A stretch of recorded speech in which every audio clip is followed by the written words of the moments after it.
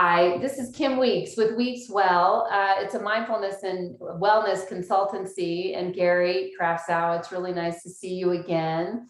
Thank you, Kim. Yeah, hi. For the second time in 2 months, because what we've decided to do pretty much on a I don't know, is it really a whim? I'm not sure, Gary. Decide to have a follow-up conversation to the Lineages conversation that I've gotten started with Yoga Alliance and that continues on for reasons that I think will become clear through at least from the Vini Yoga point of view and the Gary Kraftsow point of view in this conversation. So Gary, all I was hoping to do is ask 3 questions in this conversation because we have 30 minutes, and it's really a deeper dive into the 2 deep dives that you provided for the Yoga Alliance membership and for the public. It's been 5 weeks ago.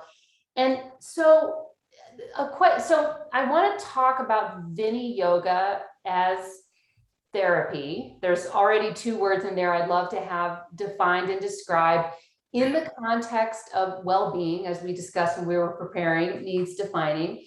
And can we start through the actual translation of Vini Yoga? I meant to ask you this in July. Let's start there. Okay, well, thank you, Kim, and thank you for what you're doing. I would say it's a kind of dharmic in your sense, in your case, and it's a service to all of us, the community of students and the community of teachers. So thank you for that. You're so welcome.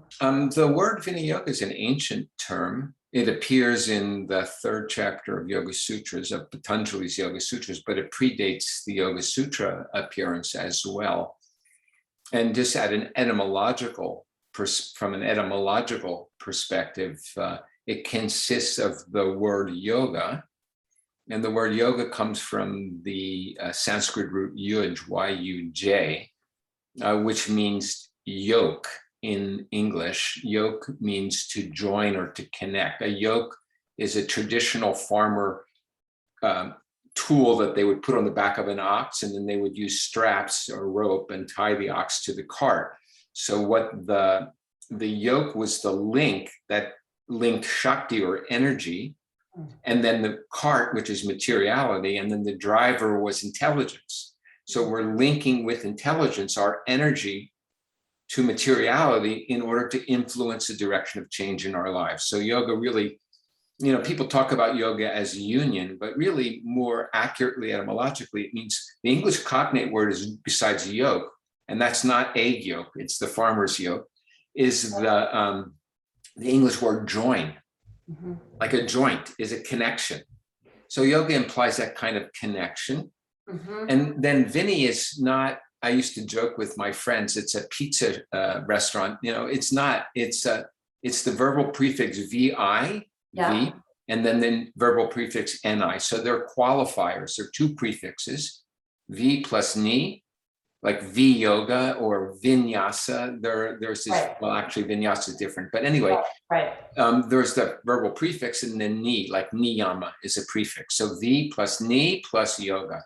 So can I ask a question about that? Are you about to tell me how does ni, that sound negate V? Is that no? Okay, that's not correct. No, that's not negating. They're 2 separate prefixes. Then, like a prefix that negates is up, like the English letter A. So you say, apolitical, or apolitically, or avidya. It's not knowing, it's ignorance, but V and Ni are not negate, not negate, they qualify. So the way we think about it is in relation to the idea of Vini Yoga, really, if you look in a dictionary, it's like Monia-Williams Sanskrit dictionary, it means kind of appropriate application. And it actually means that there are 3 English words I use to explain Vini Yoga. The first one is differentiation. The second one is adaptation, and the third one is application. And just by the way, it's not only about yoga. The word yoga happens to be there, but the word Vini Yoga was used early on in Hindu ritual, how to pick the right mantra if you want rain or if you want your cattle to produce. It was used in Ayurveda, so how to pick the right remedy. Let's say a woman is in her 3rd trimester and is having this issue. How do you find the right remedy for where she is now and what she needs? And there was an engineering company in India that built bridges, and they were called Viniyoga. That was the name of the company. And so they would have, like, if you're building a bridge, you have to differentiate the soil content and then adapt the tools to build the foundation, and then apply it appropriately. So let me just finish this point. Yeah. So in our lineage, the term is ancient, but Natha Muni, who was the 9th century or ancestor of Krishnamacharya, used the word Viniyoga in the context of yoga, and said that you have to differentiate who you're working with by their age, their gender, their constitution, their, Vata, Pitta, Kapha, etc. And then you draw from the tools that are available of practice, and then you adapt them and calibrate them to the needs of that individual you're working with. And then you apply them in an appropriate way. So Viniyoga means that differentiation. Like, you're teaching a group class is different than you're teaching an individual. You're teaching a 20-year-old is different than if you're teaching an 80-year-old. If you're working with back pain, it's different than if you're working with depression. So that's a differentiation. What's the context? And then you choose among the tools of practice and adapt them and calibrate them so they meet the needs of that person or group. And then you apply them appropriately. That's the meaning of Viniyoga. I see. So it's helpful because that is really the direct dial to the definition of not definition, but the explication of what you do via the word therapy. So let's talk about your Viniyoga therapists and how they sit inside of this well-being practice we call yoga. Yeah, of course. Thank you for that question as well. And the tradition, the word that was used when I was trained was not therapy, it was Chikitsa, which is a Sanskrit term that basically, if you look in a dictionary, basically means therapeutic application. And so I first want to differentiate between yoga and yoga therapy. Yoga as a mother science, and then yoga chikitsa, which is a subset of yoga. Yoga as a mother science is ultimately about self-realization, what Patanjali called Parashakti. And also you could say God realization, which you could use the phrase Isvarakti. And that's a different discussion, but the deeper teaching of yoga is really about understanding who we are and achieving self-realization and fulfillment. And then there are all these kind of subsets of yoga that are applied for specific purposes. Like if you're a young person and you're growing, you can use yoga tools to help your body grow in a balanced way. If you're a middle-aged person working in the world and you're doing construction work, you can use yoga to keep your back stable and so forth, or if you're sitting at an office, you can use yoga to compensate for all that sitting. So you can use yoga for different reasons. If you're a senior and you're approaching end of life, you can use yoga to resolve your karmas, your karmic accumulations, to settle everything with your family, and to turn your mind and heart back to source to help you go through the end of life. So yoga has all these different applications. Yoga therapy is a science that's not about self-realization. It's about you're having specific symptoms. It may be that you have back pain or neck tension. It may be that you're having sleep issues, or you've been diagnosed with inflammatory bowel disease, or cancer, or it may be that you're having anxiety or you're depressed. And so yoga therapy is a subset, I said, of yoga, which uses the tools of practice to help somebody manage their symptoms, rehabilitate their condition, or if they can't rehabilitate and manage, like reduce pain. The idea is if you can eliminate pain, eliminate it. If you can't eliminate it, reduce it. If you can't reduce it, manage it. So that's the therapy. The yoga therapy is a science of helping people deal with sources of stress and suffering or pain that manifests in any of the multidimensional aspects of what it is to be a human being. It can be about relationship. It can be about your back. It can be about sleep. It can be about your liver. Right. It can be about I mean, basically anything. And it makes me think, so I'm just thinking back to the Vedas, because I think I heard you bring them up, and I want to put a pin in that because I'd like to trace from them through Nakamuni to Krishnamacharya, right? Well, yes, that's one stream. Oh, one stream. Okay, I want to get back to the multiple streams, but this particular stream that I'm sort of going, I'm floating down at the moment is around, you're saying that Viniyoga, Vini, was cited, was, sort of sung from the Vedas in one of them. Did I hear that right? No, I said that the term Viniyoga Huh. appears in Patanjali's Yoga Sutras, but it didn't start there. It's an older term. I don't know where else. I don't have a particular textual reference right now from earlier text than Yoga Sutras. That's as far back as I've ever looked. Charaka Samhita is one of the Ayurvedic source texts that the word appears there as well, but I don't know where it first appears. Okay, yeah, I was just curious because when we were, prepping for this call, we were talking about this differentiation. You were beginning to introduce this concept of the differentiation between yoga as a practice and path of self-realization, to help people sort of live their fullest lives and prepare for death. And then we were talking about yoga therapy as, a practice and a path. And I heard you say science, and I want to pull that up also, for dis-ease or for suffering. We talked a lot about suffering, and, dis-ease is defined in the West as a thing that is identified with all these other things like ruled out, and it has a long name, and it's often associated, sort of Latin word or, whatever. I've packed a lot of thought into this question, probably too much, because I'm wondering about this concept of science, of yoga as a technology, even, or yoga as a science, like these practices that parse reality out in a way that can really focus on the thing that needs to be focused on. Yeah, I mean, one of the teachings, one of the core insights.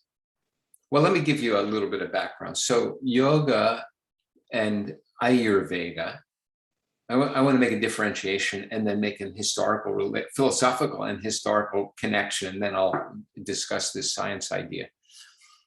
So yoga and Ayurveda grew out of the metaphysical teaching of Kapila, who founded Sankhya. And Sankhya is the oldest of what they call darshanic systems of Vedic philosophy that still exists, that came after the revelatory period of the Vedas. So you have Vedas, at the end of the Vedas is Upanishads, and then you have these great philosophers. There was Sankhya and Yoga, Nyaya and Vaisheshika, that's logic and physics, and Mimamsa and Vedanta. Those 6 extant systems, extant means they're still around. Those are the 6. There were others that are gone or lost. So Sankhya is the oldest of them.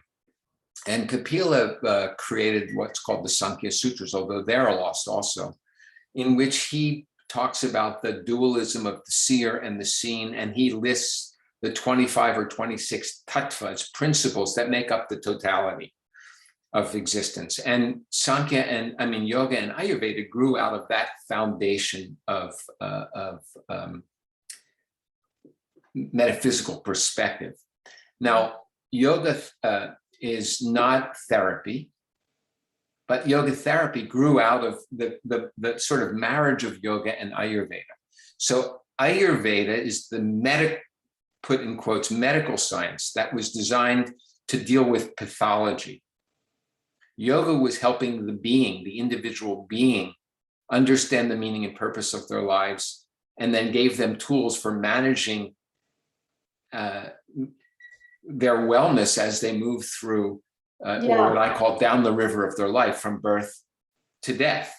Can I ask a question? So yoga, let me just finish with one piece. Okay, I apologize. Okay. So yoga therapy is really less about pathology and more about helping the individual who is diagnosed with a pathology deal with self-care, manage their own symptoms, do the best that they can through their practice to work with, in cooperation with their Ayurvedic physician or their medical doctor to help them in self-care.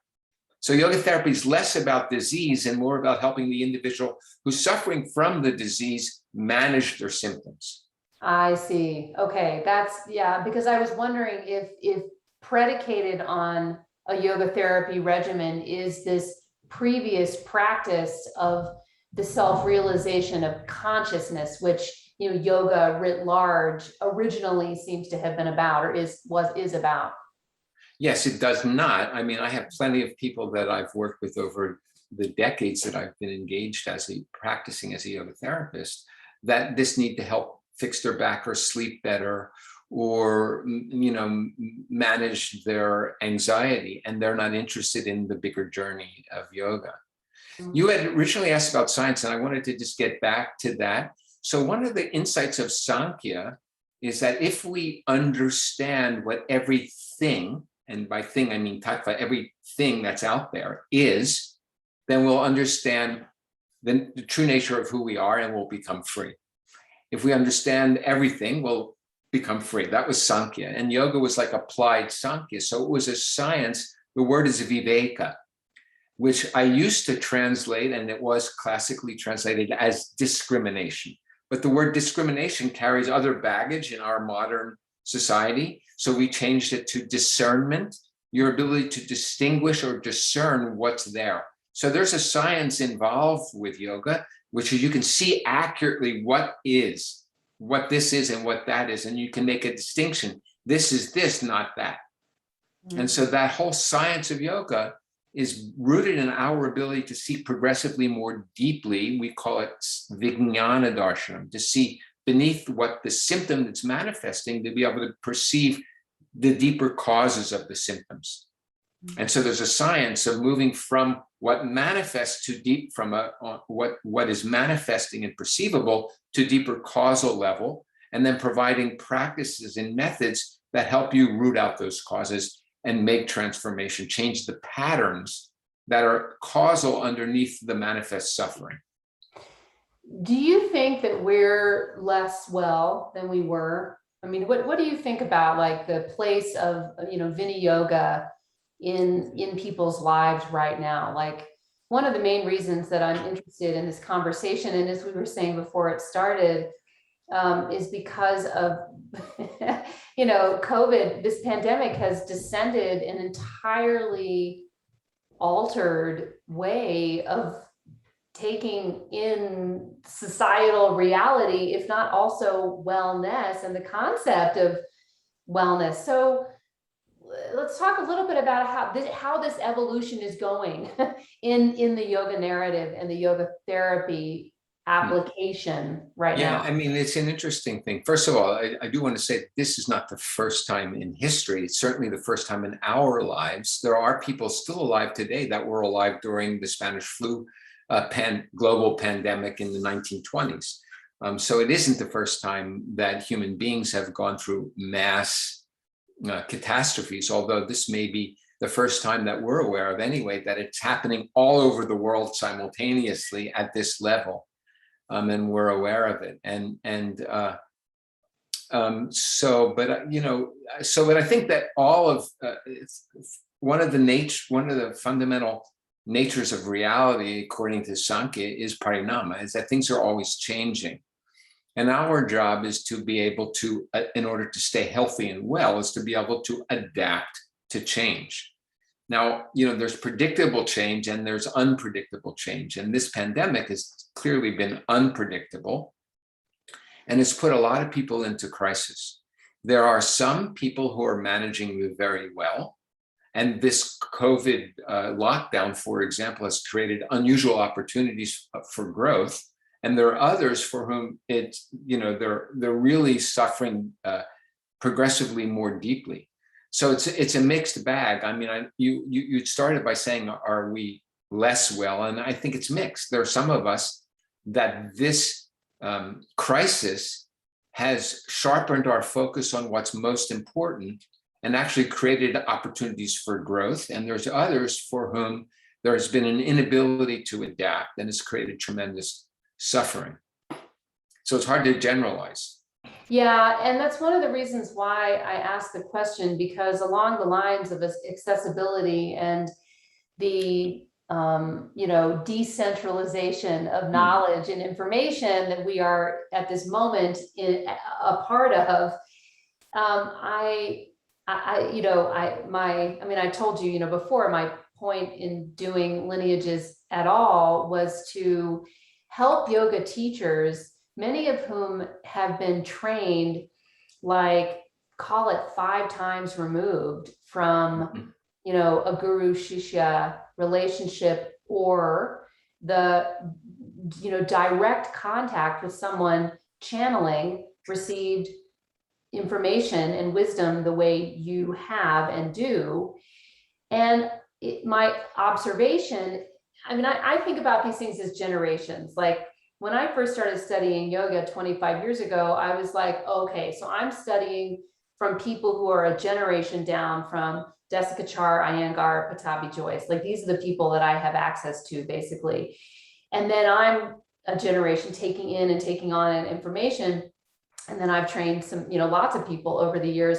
But the incentives for yoga teacher trainings and for yoga centers, and also in an unregulated market, is that you are just incentivized to keep pumping out teachers who are going to go teach yoga. And the faster you get it out, the faster you get them out, the faster you make the money. So I'm just very interested in us kind of like having a pause right now and talking about how this information is coming through you and about this generation of yoga learning. All right, so first I want to say that, because from what you said at the beginning of what you just asked me, is that this lockdown and this new reality for all of us all over the world has been, in terms of teaching, it's been an extraordinary opportunity. Because for me, for example, I have students now, I had students before who would fly from different parts of the world to do specific programs that I was offering.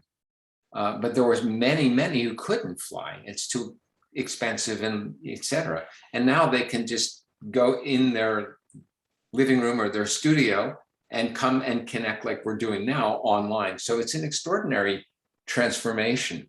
But then you shifted into this kind of, and you used that word that we were talking about earlier, decentralization. Yeah. And there's something that we talked about this briefly before the call. There's this dynamic tension between the reality of a knowledge-based tradition and then the desire for having everybody the same and equal, right? And so there's this dynamic tension. And what happens is, as we move progressively further away from valid sources of transmission, we dilute the teachings, and we sort of lose the teachings because they become mixed up with all kinds of other things that people are interested in the modern world. And so I'm somebody who, for example, when I was 19 years old, was in Madras and met Krishnamacharya. It's not even called Madras anymore. That's how long ago it was.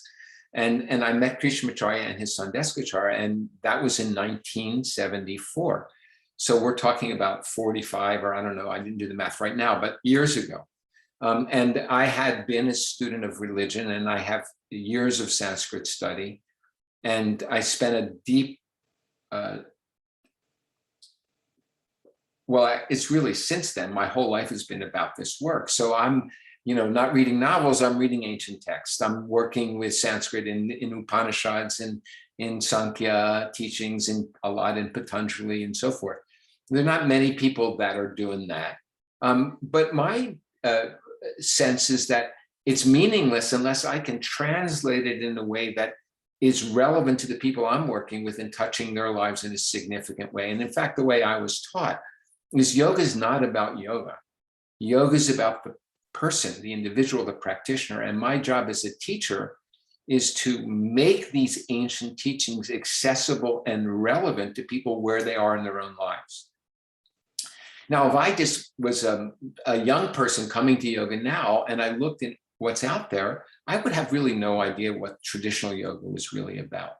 Because is it a form of exercise, or what's that meditation thing, or those funny chanting in Sanskrit? What does that have to do with anything? That people don't have an opportunity to really see that it was a complete system that worked multidimensionally and it can be adapted and relevant for anybody, no matter who they are, no matter what their needs are. And so it's kind of this dynamic tension between wanting to be free and take it from wherever you can, and actually finding authentic and valid sources of transmission, what we call parampara, the transmission, and then the particular lineages were like what's called sampradaya. So I'm in this sampradaya that flowed from Krishnamacharya through his son to me. And what we're doing is we've received certain knowledge and insight and practices that we then are able to transmit to people and make them relevant for them, so they can understand, how is this useful for me in my own personal life? Not turning me into something different than what I am, but helping me actually get more grounded in who I am as a human being. That's the question that, we were, and I'll put these words to me, because it was what I was saying to you in this stream before the call started, is that my observation is that we have I mean, maybe there's an ego problem in the East also, but the ego issue around Western consciousness is so much about independence and I and me and individualism, and like not about the group, for example. And so it strikes me that if we have this unregulated situation in which every single year more yoga teachers are, like, there's a newly minted 200-hour yoga teacher going out today who can say she is the same as me. We're both yoga teachers. We are the same, according to people who, as you point out, are trying to understand what they should do if they are going to do yoga. So it's interesting to me, you bringing up this sort of receiving the information and then transmitting it, because the suggestion is, if not your outright claim, is the information's bigger than you. The information is universal and it's coming through you, and you have created a circumstance of being able to receive it by, and help me out here, being so young and interested, not just in movement because you were a gymnast, but also in philosophy because you were a philosophy student. This is very similar to my path as well. I relate to that because that's exactly how I got into yoga as well. I was so anxious, but I was also really athletic, and yoga found me because it helped me plug those two things together in the context of me being smaller than these things that I was calling mine. And so how do we do that? I mean, isn't that where the dynamism lives, right in that nexus between humbling yourself in the face of the information? Yeah, I mean, I think, the Japanese say, the Zen Buddhists say, Zen mind is beginner's mind. Yeah. Lao Tzu talked about the uncarved block. So one of the great problems for us as human beings is that we assume we know and we don't know. And we have lots of, self-created, fabricated, Patanjali calls it vikalpa, ideation about things. It's a Bhranti darshana. It's a distorted view. That's what Patanjali calls that in the Sutra number 30 in the first chapter of the obstacles to a clear mind. One of them is assuming we know. And one of the important goals is to be open, to know that we don't know, and then to seek deeper knowledge and understanding. But there's also a mysterious dimension to life that we can't pin down. We talked about science, but there's also a limit to science. And there's some things that we, at least now, don't know yet how it works. I got to India in the early 1970s, and my teacher said to me, don't think you know about yoga from what you learn from me. Don't think what you know about yoga is just from what you learn from me. And I'm like, what are you talking about? And he said, there's no way that you would know what you know if it wasn't that you were what he called a yoga brasta, which means someone that was engaged in yoga for many lifetimes, and I died before I completed, and so I had to come back. So there's a mysterious connection that it's in a way, like one of my teachers would say, some of this is like none of your business. Your job is to have a passion to learn, that passion for understanding, that shraddha is in a way. Like if you want to be a yoga teacher to make a career and make a living, that's fine. But that's more like raga. I desire, I want to make a living, and this is a good way to make a living.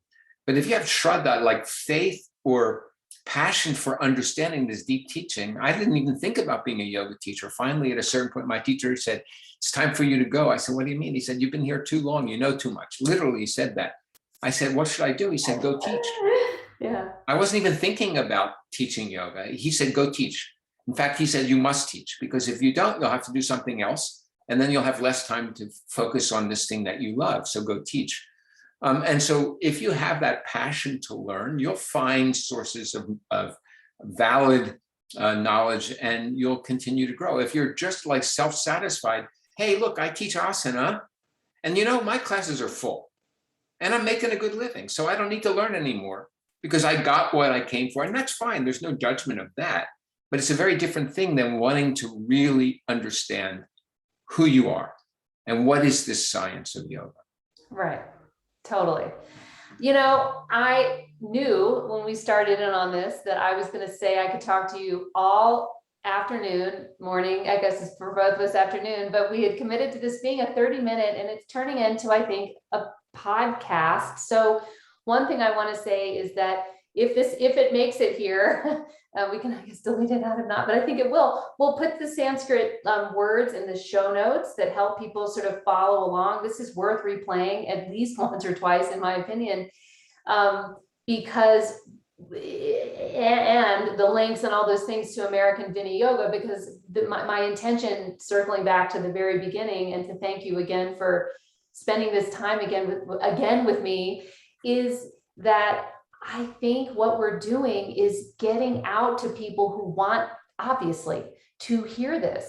Like, I don't want to say cutting through some of these yoga classes they've had, or these experiences that have been, maybe more on the physical side or whatever, but I don't know. My opinion is that everybody's walking around really wanting to understand the meaning of life. That's the only thing I want to talk about. And I think there's lots of people like that out there who will be able to find. I think your directory is amazing, and I think your website is amazing, and I think I think you guys are doing a better and better and better job of letting people know how to find you, because of now they can find you from anywhere. Oh, well, thank you. Kim, I just like to say, just make sure that it's clear that if your focus is just using asana for your body, that's perfect. That's totally fine. If you're more focused on pranayama to help you sleep better, or you're more focused on meditation to deal with anxiety, all of that is valid and great.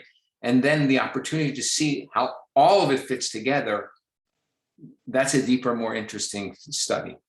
And what you offer, I mean, again, I really like that panel that comes up on your Zoom screen before, as I was telling Robin Lilly, who helped us do this and produce this episode, the differentiation, adaptation, and appropriate application, that you do is exactly what people will get when they take a Vini yoga class. I can't say enough for people listening. Please take Gary's masterclass that's on Yoga Alliance's website and on my website, and also to listen to your talk, which was a little bit, a cut off of the old blog, or it was a slice of cheese shaved off of the blog from July, but both I think will help people understand the intention and the core of what Vini yoga is.